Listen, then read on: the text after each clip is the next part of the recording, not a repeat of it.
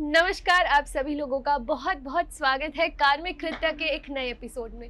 पटाखों की आवाज़ और बहुत शानदार लाइटिंग में आपको पता चल रहा होगा कि हम किस त्योहार का इंतज़ार कर रहे हैं, किस त्योहार के बीच में बैठे हैं। और मैं ये कहूँगी कि इस त्योहार की एक अलग ही वाइब है, इस त्योहार की एक अलग ही वेट रहती है। आप कितने भी उदास हो, आप कितने भी परेशान हो, जैसे ही दिवाली के दिन पास आते हैं हर किसी के चेहरे पे मुस्कान आ जाती है। और बिल्कुल ऐसा हो नहीं सकता कि कार्मिक कृत्य पे हम कुछ दिवाली स्पेशल ना करें। ऐसा नहीं हो सकता कि हम आपके लिए अपनी तरफ से पूरी जी जान ना लगा दें कि आपको वो एक एटमॉस्फेयर मिल पाए। तो अगर आपको पटाखों की आवाज़ आ रही है, अगर आपको गानों की आवाज़ आ रही है, अगर आपको सड़क पे चलते ट्रैफिक की आवाज़ आ रही है, तो आपको समझ जाना चाहिए कि दिवाली और नज़दीक आ गई है। और इसी के साथ जब हम बात करते हैं इतने स्पेशल त्योहार की, तो मेरा मानना यही है कि हर एक त्योहार के पीछे एक बहुत बड़ी मान्यता होती है। हर एक त्योहार की अपनी एक इम्पॉर्टेंट स्टोरी होती है, एक महत्व कहानी होती है। और उन्हीं कहानी को समझने के लिए बिल्कुल उसी तरीके से, जिस तरीके से हमारे शास्त्रों में लिखा है, उसको उसी सरलता से समझने के लिए, उसी महत्वता के साथ, उसी एक विश्वास के साथ, और मैं कहूँगी यहाँ तक कि उसी जज्बात के साथ समझने के लिए हमारे को कुछ ऐसे ज्ञानी चाहिए होते हैं जो हमारे को पूर्ण तरीके से उस चीज़ के बारे में समझा पाए। और जैसा कि मैं हमेशा बोलती हूँ, जब भी कार्मिक कृत्य के एपिसोड पे मेरी हिंदी कुछ ज़्यादा हो जाती है तो आप लोगों को समझ जाना चाहिए कि हमारे आज के गेस्ट कौन है। तो डेफिनेटली इससे पहले मैं और बोलूँ, मैं चाहूँगी कि मैं पूरा का पूरा हमारा आज का एपिसोड उनको समर्पण कर दूँ। तो आपका बहुत बहुत स्वागत है कार्मिक कृत्य पे। हर हर महादेव। हर हर महादेव। हर हर महादेव। जैसा कि मैं हमारी ऑडियंस को बता रही थी कि जब भी ये त्यौहार आते हैं तो हमारे को इन त्यौहार का एक महत्व समझना बहुत ज़रूरी है। और उन महत्व को समझने के लिए, वो शास्त्र को जानने के लिए अभी तक कार्मिक पे मुझे आपसे बेहतर गेस्ट नहीं मिला है।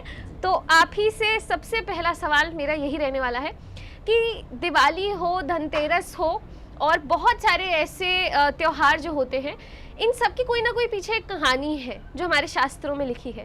तो इसी तरीके से धनतेरस क्यों मनाया जाता है, क्या है धनतेरस का महत्व? और सबसे बड़ी बात तो डेफिनेटली जितने भी लोग ये पॉडकास्ट देख रहे हैं उनके लिए एक सबसे बड़ा तोहफा होगा कि आप हमें ये बताएं स्पष्ट रूप से कि धनतेरस हो या दिवाली 2024 में कब मनाई जा रही है। जी देखिए, सर्वप्रथम तो जो आपका प्रश्न था कि धनतेरस क्यों मनाई जाती है, धनतेरस का मनाना इसलिए होता है क्योंकि जो धन त्रयोदशी होती है कार्तिक मास में कृष्ण पक्ष में, उस दिन भगवान धन्वंतरी जी का अवतार हुआ था। अच्छा। धन्वंतरी जी कलश लेकर प्रकट हुए थे उस समय। और धन्वंतरी जी क्या है कि औषधियों के देवता हैं, और औषधियाँ एक मानव जीवन में बहुत ही महत्वता रखती है जी। औषधियों के बिना शरीर निरोगी नहीं रह पाता है जी। और औषधियाँ इसलिए महत्वपूर्ण है, जब ये शरीर रहेगा तभी ही हम कोई धर्म कर पाएंगे, पुण्य कर पाएंगे जी। या कोई ऐसा कृत्य हो जिसे हम करने का प्रयास करें। यदि शरीर ही स्वस्थ नहीं रहेगा तो फिर हम क्या कर सकते हैं? कुछ नहीं कर सकते हैं जी। इसलिए औषधियों की जानकारी देने के लिए, औषधियों को सही रूप से इस संसार में बताने के लिए भगवान ने धन्वंतरी रूप से अवतार लिया था, जो समुद्र मंथन में 14 रत्नों में एक हुए थे। अच्छा। ओके। जी, तो धन्वंतरी जी का प्राकट्य दिवस है, इसलिए इसे धनतेरस भी कहा जाता है। और इस दिन क्या होता है, भगवान कुबेर का भी पूजन होता है जो धनाध्यक्ष हैं। पिछले पॉडकास्ट में मैंने बताया था कि कुबेर जी का नाम वैश्रवण था क्योंकि वो विश्रवा के पुत्र थे और रावण के भाई हैं। तो धनाध्यक्ष कौन हुए? कुबेर जी हो गए। और यक्षों के अधिपति भी कुबेर जी हैं। यक्ष जो होते हैं उनके अधिपति कुबेर जी हैं। पुराणों में अच्छे रूप से वर्णन है इनका। अधिकतर पुराणों में जो मुख्य पुराण हैं, जो प्रचलित रूप से ज़्यादा प्रचलित हैं, तो उनमें सभी में इनका अच्छे से वर्णन है। तो धनतेरस के दिन भगवान धन्वंतरी का भी प्राकट्य और उस दिन कुबेर जी की भी पूजन की जाती है, इसलिए धनतेरस मनाई जाती है। अगर धनतेरस जैसे आपने बताया कि एक औषधियों को लेकर या धन को लेकर बहुत ही ज़्यादा महत्वपूर्ण है, तो इस दिन बर्तन खरीदने को क्यों कहा जाता है? बर्तन खरीदने को, ये बहुत ही अच्छा प्रश्न किया है आपने। और मेरे भी वैसे कमेंट बॉक्स में ऐसे प्रश्न आते रहते हैं, और ये बहुत ही अच्छा प्रश्न किया है। देखिए क्या होता है हमारे शास्त्रों में और आयुर्वेद विज्ञान में धातुओं को भी महत्वपूर्ण माना गया है। कुछ औषधियाँ ऐसी होती है कि स्वर्णमयी धातु होती है, उनमें ही वो कार्य ज़्यादा करती है, लाभ ज़्यादा पहुंचाती है। कुछ औषधियाँ ऐसी होती जो तांबे के बर्तनों में, जी, जैसे जल हम तांबे के बर्तन में पीते हैं, जी, तो कई प्रकार के रोग नष्ट होते हैं, जैसे त्वचा संबंधित पिंपल्स वगैरह किसी के ज़्यादा होते हैं, पेट में कुछ गड़बड़ रहती है, तो वो रात्रि को तांबे के पात्र में भर के रहें और सुबह प्रातः उठते ही पी लेवें। तो तांबे के बर्तन भी इस दिन खरीदे जाते हैं।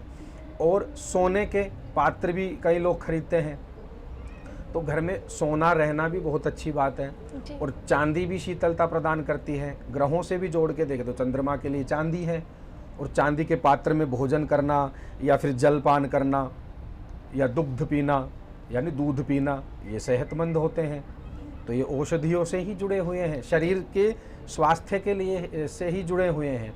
इसलिए इस दिन ऐसे धातुओं को खरीदना भी शुभ माना जाता है और शरीर के लिए भी अच्छा होता है। क्योंकि आप कहीं भी नोट कर लेना, जो भी जुड़ा हुआ होगा वो इस शरीर से ही जुड़ा होगा, क्योंकि शरीर ही नहीं रहेगा तो आप कुछ नहीं कर पाओगे, कोई भी कर्म नहीं कर पाओगे, कोई शुभ कृत्य या कुछ भी नहीं कर पाओगे। इसलिए शरीर से ही जुड़ा हुआ है।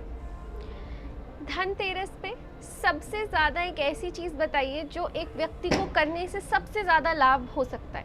जी, धन त्रयोदशी को जो कुछ प्रथाएं लुप्त हो चुकी है वो मैं आज आपके सामने प्रकट करता हूँ, ताकि आपके जो दर्शक हैं वो भी सुन पाएं। धन त्रयोदशी के दिन मुख्यतः क्या करना चाहिए? हल्दी और साबुत धनिया, गिलोय होती है, नीम गिलोय भी होती है, आंवले के ऊपर चढ़ी हुई गिलोय भी होती है। कुछ ऐसी औषधियाँ होती है ये जो बहुत ही महत्वपूर्ण होती है शरीर के लिए, और भगवान धन्वंतरी जी को भी बहुत पसंद है ये। तो जब धन्वंतरी जी की वहाँ पर पूजन करते हैं, कुबेर जी के साथ में कुबेर जी और धन्वंतरी जी की पूजन करते हैं हम, तो उस समय हल्दी की गांठें, इस प्रकार की जो चीज़ें होती है वहाँ पर रख देनी चाहिए। और उस दिन प्रातःकाल सबसे महत्वपूर्ण जो परंपरा है वो लुप्त हो चुकी है। प्रातःकाल क्या करना चाहिए? हल्दी, शहद या कच्चा दूध डालकर सुबह जल में मिला के फिर स्नान करना चाहिए, ऐसा शास्त्रों में बताया गया है। और भविष्य पुराण, स्कंद पुराण में भी ऐसे वर्णन मिलते हैं। तो ये प्रमुख कृत्य हैं, और बाकी तो सब होते ही हैं, तो ये अवश्य करना चाहिए सभी को। धनतेरस से अगर थोड़ा आगे बढ़े तो मुझे इस चीज़ के बारे में बिल्कुल नहीं पता था। मैंने सुना कहीं पे कि छोटी दीपावली को नरक चतुर्दशी भी कहा जाता है। ऐसा क्यों और इसकी क्या एक महत्वता है हमारे शास्त्रों के अनुसार? जी, भागवत पुराण के अंतर्गत देखें, वामन पुराण से भी यदि हम प्रसंग लेवें, तो नरक चतुर्दशी इसलिए कहा जाता है क्योंकि इस दिन भगवान ने नरकासुर का वध किया था। नरकासुर नामक जो राक्षस था वो 16,000 कन्याओं को अपने कारागृह में बंद कर रखा था। प्राग ज्योतिषपुर नामक जो नगर था उसका वो राक्षस था। तो भगवान ने उन 16,000 कन्याओं को मुक्त कराने के लिए उस नरकासुर नामक दैत्य का वध किया था, और सत्यभामा जी के साथ में वहाँ पर युद्ध भी किया था। तो सत्यभामा जी का भी उसमें भगवान ने आश्रय लिया है। और सत्यभामा जो भूमि का स्वरूप मानी जाती है, तो भूमि का स्वरूप मानी जाती है, तो नरकासुर, भौमासुर इत्यादि राक्षसों को मारने के लिए भगवान ने सत्यभामा जी का सहारा भी लिया था। तो नरकासुर को मारने के लिए जब भगवान ने ऐसे कृत्य किए, तो उस दिन ऐसा संयोग बना कि उस दिन चतुर्दशी भी थी, इसलिए इसको नरक चतुर्दशी भी कहते हैं। इस दिन एक व्यक्ति को क्या करना चाहिए? मैं स्वयं भी बताने वाला था, आगे से अच्छा हुआ आपने भी पूछा। इस दिन जो लुप्त हो रही है परंपरा वो क्या है? रूप चतुर्दशी भी क्यों कहा जाता है इसको? इस दिन भगवान कृष्ण के दर्शन एक विधि है उससे करने चाहिए। अच्छा। क्या विधि है वो, ये गुप्त रहस्य है। इसमें क्या होता है कि रूप चतुर्दशी को प्रातः उठकर अपने शरीर पर तिल के तेल से मालिश करनी चाहिए। अच्छा। हाँ, तिल का तेल लगाकर फिर स्नान इत्यादि करके भगवान कृष्ण की प्रतिमा, राधा कृष्ण की प्रतिमा, लड्डू गोपाल या शालिग्राम की प्रतिमा के सामने जाकर उन्हें प्रणाम करना चाहिए, उनके दर्शन करने चाहिए। उससे रूपवान भी बनते हैं और शरीर में एक आकर्षण जो होता है वो भी प्राप्त होता है। व्यक्ति की वाणी में प्रभाव भी आता है, बुद्धि भी तेज होती है और भगवान कृष्ण की तरह विद्यावान, गुणीवान और चतुर बनता है, ऐसा शास्त्रों में बताया गया है। ये एक बहुत बड़ी लुप्त होती परंपरा है जो रूप चतुर्दशी के दिन आजकल नहीं की जाती है। ये अवश्य करना चाहिए सभी को। नारायण। चलते हैं हमारे मेन त्योहार पे। मैं कहूँगी एक ऐसा त्योहार जो एक सबने बहुत सुना है कि एक रहस्यमयी रात्रि है, एक बहुत ज़्यादा पावरफुल रात्रि है, तांत्रिक क्रियाएं होती हैं। पर मैं आपसे जानना चाहूँगी कि हमारे शास्त्रों में दीपावली के बारे में क्या कहा है? दीपावली को सुख रात्रि भी कहा गया है, दीपोत्सव भी कहा गया है, दीपमालिका भी कहा गया है और दीपदान के लिए विशिष्ट रात्रि भी कहा गया है। दीपावली का अर्थ क्या है, दीपावली के लिए सभी जन कहते हैं और अच्छी बात है, शास्त्रोक्त भी है कि भगवान राम जी जब आए थे तब उस समय प्रजा ने दीपोत्सव किया था उनके आने की खुशी में, किंतु दीपावली उससे पहले से भी मानी जाती है। जी, उससे पहले भी मानी जाती है दीपावली। और क्योंकि लक्ष्मी जी का जो स्वरूप है वो भगवान राम जी के पहले भी था, तो उस दिन प्रदोष व्यापिनी जो होती है, प्रदोष काल में लक्ष्मी जी का पूजन होता है, दीपदान इत्यादि होते हैं, इसलिए इसको दीपावली कहा जाता है। और दीपावली में मुख्य रूप से क्या होता है ये भी मैं आपको आज बता देता हूँ। और मैं हमेशा शास्त्र के ही हिसाब से बोलता हूँ, मैं अपने मन से नहीं बोलता हूँ, कोई जोड़ मरोड़ के तोड़ मरोड़ के ऐसा नहीं बोलता हूँ। ये मेरा सिद्धांत है और आगे भी बना रहेगा। तो अब ध्यान से श्रवण करें। दीपावली में अपराह्न काल में यानी दोपहर के समय में पितरों का पूजन भी करना चाहिए। बिना पितरों का पूजन, तर्पण इत्यादि या पितरों का ध्यान या पितरों को मनाकर यदि दीपावली की जाती है, लक्ष्मी जी का पूजन किया जाता है, तो वो व्यर्थ जाता है। इसलिए पितरों का भी स्मरण अवश्य करें। पितरों के निमित्त गाय को, कुत्ते को, कौवे को, इनको भोजन की व्यवस्था करें, इतना अवश्य करें। और प्रदोष काल में दीपमालिका का उत्सव है जो मनाएं। तो ये बात है, ये गुप्त रहस्य हैं जो आपके सामने मैंने प्रकट किए हैं, इसलिए दीपावली का त्यौहार महत्वपूर्ण होता है। 2024 में दीपावली कब है? इस समय महासंग्राम मचा हुआ है कि दीपावली 1 को है या फिर 31 तारीख को है। तो मैं आपका ये संशय है मैं दूर कर देता हूँ और सभी का संशय भी दूर कर देता हूँ और शास्त्रोक्त प्रमाण से मैं आपको बताता हूँ। अमावस्या इस बार 2 है। अच्छा। अमावस्या जो तिथि है वो इस बार 2 है। कैसे 2 है? 31 तारीख को 3 बजे के बाद में या 3 बजे लगभग अमावस्या लग रही है और रात्रि में भी रहेगी 31 तारीख को।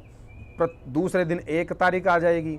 1 तारीख को भी उदय व्यापिनी जो तिथि है वो अमावस्या है और 1 तारीख को शाम को 6:17 या कुछ मिनट पर अमावस्या तिथि समाप्त हो जाएगी। अब शास्त्र क्या कहते हैं? शास्त्र ये कहते हैं, धर्म सिंधु, निर्णय सिंधु ये ग्रंथ है, ये क्या कहते हैं, स्कंद पुराण, अग्नि पुराण ये क्या कहते हैं, इस समय यदि ऐसी कोई परिस्थिति फंस जाए, यदि 2 अमावस्या आ जाए और दीपावली मनानी हो तो दीपावली दूसरी अमावस्या को मनानी चाहिए। अच्छा। यानी 2 अमावस्या है, एक तो 31 को है और 1 को है, तो 1 तारीख वाली अमावस्या को मानना चाहिए। और अमावस्या में यदि स्वाति नक्षत्र हो तो वो बहुत श्रेष्ठ होती है, तो 1 तारीख को स्वाति नक्षत्र भी है। अब प्रश्न ये खड़ा होता है कि प्रदोष काल में ही या 6:17 कुछ मिनट पर अमावस्या समाप्त हो रही है, तो उसके बाद में प्रतिपदा लग जाएगी। तो फिर प्रतिपदा में जो व्यापारी लोग हैं, दुकानदार लोग हैं, ये कैसे दीपावली का पूजन करेंगे? क्योंकि सिंह लग्न, वृष लग्न इत्यादि स्थिर लग्न जो हैं उनमें भी कई लोग पूजन करते हैं, तो वो कैसे करेंगे? तो शास्त्रों में ये कहा गया है, यदि अमावस्या प्रदोष काल में 1 घटी से ज़्यादा या 1 घटी तक हो तो संपूर्ण रात्रि को ही अमावस्या माना जाता है, चाहे फिर वो प्रतिपदा युक्त हो या फिर किसी भी युक्त हो, तो संपूर्ण रात्रि को ही अमावस्या माने। ऐसे कुछ उदाहरण 1980 में, 1963, 1962 में भी हुए थे। अच्छा। हाँ, तो उस समय भी निर्णय सिंधु धर्म सिंधु के वचनों को मानते हुए, प्रमाणों को मानते हुए दूसरे दिन ही अमावस्या और दूसरे दिन ही दीपावली मनाई गई थी। इसलिए शास्त्रोक्त विधि से देखा जाए तो 1 नवंबर को ही दीपावली है। और इस प्रकार अगर हम देखें कि 1 नवंबर को दीपावली है तो हमारा धनतेरस किस दिन होगा? धनतेरस 29 को होगा। 1 तारीख को जिस दिन दिवाली है, बहुत सारे लोग दिवाली बनाएंगे ये जानने के बाद 1 तारीख को ही। तो ऐसी क्या चीजें हैं जो हमारे शास्त्रों में लिखी हैं जो हमें दिवाली पे करनी चाहिए, पर हम में से बहुत लोग नहीं जानते हैं इस चीज के बारे में? तो बताइए क्या हम कर सकते हैं? पहले तो मैं आपको बताऊंगा ये कुछ गलतियां हैं जो कभी ना करें दीपावली को। ये कुछ गलतियां हैं दीपावली को कभी ना करें, भूल कर भी। एक तो छिपकली की हत्या ना करें, छिपकली को ना भगाएं, बिल्ली को ना भगाएं, या जीव हत्या ना करें, घर में लहसुन प्याज का सेवन ना करें, मुख्य द्वार पर कभी भी जूते चप्पल ना रखें, अपने मंदिर में देवालय में गंदगी ना रखें, धूल मिट्टी जमा ना होने दें, और सबसे महत्वपूर्ण बात है कि अपना ईशान कोण भी साफ रखें, और घर में प्रकाश रहना चाहिए। इस प्रकार की कुछ गलतियां हैं जो नहीं करनी चाहिए। अब मैं बताता हूं कुछ छोटे से उपाय जो प्रत्येक मनुष्य को करना चाहिए। और यदि कोई सामर्थ्यवान है, कोई धन से युक्त है, कोई धनाढ्य है, धनी व्यक्ति है, तो उसको सोने का दान एक ब्राह्मण को अवश्य करना चाहिए, और चांदी का दान भी अवश्य करना चाहिए। चांदी और सोने का दान दीपावली के दिन ब्राह्मण को देने से अक्षय फल प्राप्त होता है। लेकिन कई लोग हैं जो नहीं कर पाएंगे, तो उनके लिए भी व्यवस्था बताई है शास्त्रों में। उनके लिए ये व्यवस्था है कि घर में लक्ष्मी जी का जप करवाएं, और ब्राह्मण को वस्त्र इत्यादि भी दान कर सकते हैं, तांबे का पात्र भी दान कर सकते हैं, ऐसा शास्त्रों में बताया गया है।